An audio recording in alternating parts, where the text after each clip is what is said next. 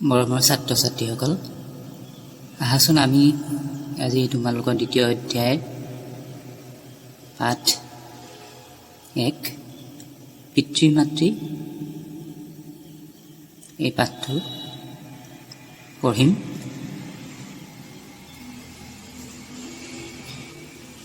পৰিয়াল সমাজৰ প্ৰথম গোট।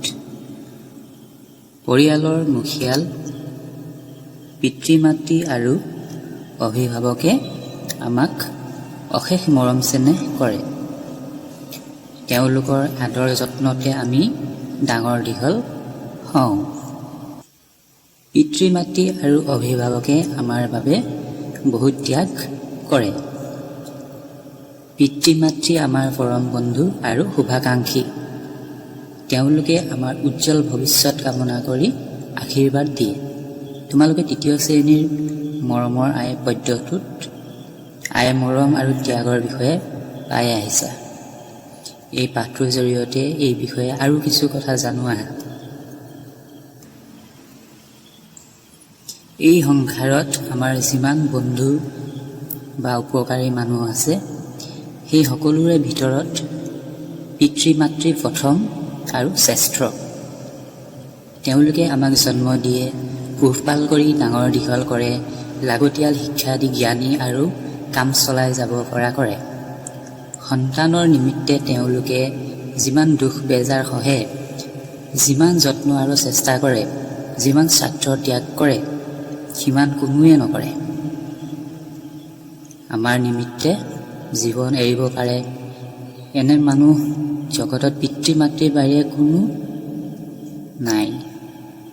সন্তানৰ মুখত হাঁহি ওলালে তেওঁলোকৰ মুখতো হাঁহি ওলায়, সন্তানৰ চকুত পানী ওলালে তেওঁলোকৰ চকুতো পানী ওলায়, সন্তানৰ দুখত তেওঁলোকৰ বেজাৰ, সন্তানৰ সুখত তেওঁলোকৰ আনন্দ। কেনেকৈ আমাৰ সুখ, উন্নতি আৰু যশস্যা হয়, দিনে ৰাতিয়ে সদায় তেওঁলোকৰ মনত এই কথাহে জাগৰিত হৈ থাকে। ভাল বস্তু পালে পিতৃ মাতৃয়ে নিজে নাখায়, আমাক খুৱায়। ভাল কাপোৰ নিজে নিপিন্ধি আমাক পিন্ধায়। আমি বৰকৈ উভতি কৰিলেও তেওঁলোকে আমালৈ মৰম এৰিব নোৱাৰে। আমি বেয়া হ'লেও তেওঁলোকৰ মনত ভাল, কুৰূপ হ'লেও সুন্দৰ, দুষ্ট হ'লেও সন্ত। মৰাৰ সময়তো তেওঁলোকে আমাক আশীৰ্বাদ দিহে প্ৰাণ এৰে। পিতৃ মাতৃ জীৱন্ত দেৱতা, স্নেহ আৰু পৰোপকাৰৰ অৱতাৰ। কোনো এক দেশত এদিন এজনী তিৰোতাই তাইৰ কেঁচুৱা ল'ৰা এটা ঘৰৰ বাহিৰত শুৱাই থৈছিল।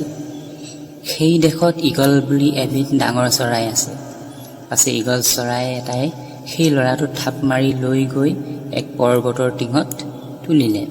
তেতিয়া মাকে আৰু ওচৰ চুবুৰীয়া মানুহে দেখি সোৱাদত ভয়ত ঈগলটোৱে ল'ৰা এৰি উৰি গ'ল।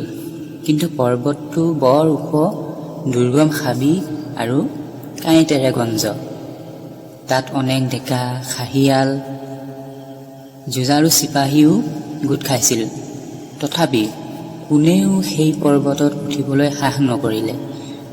দুজনমানে উঠি আধা বাটৰ পৰা উভতি আহিল।